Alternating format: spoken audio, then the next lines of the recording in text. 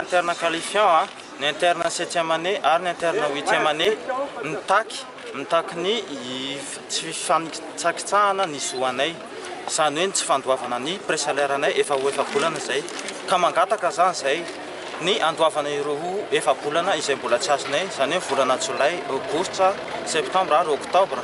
Mitaky koa zay ny voan-karamanay isam-bolana ary ho ara-potoana.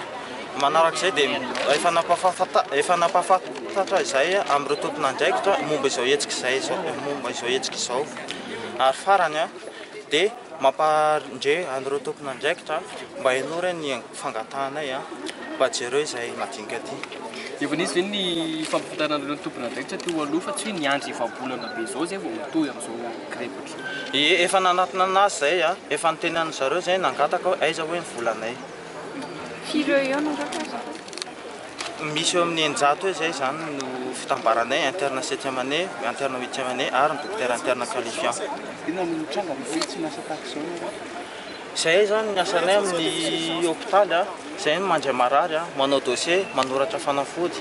Raha ohatra ka zay zany mitaky n'izao dia lasa mikatso ny fandehanan'ny hôpitaly, lasa tsisy afaka mikarakara an'ireo marary dia lasa voatoatoana koa ireo marary.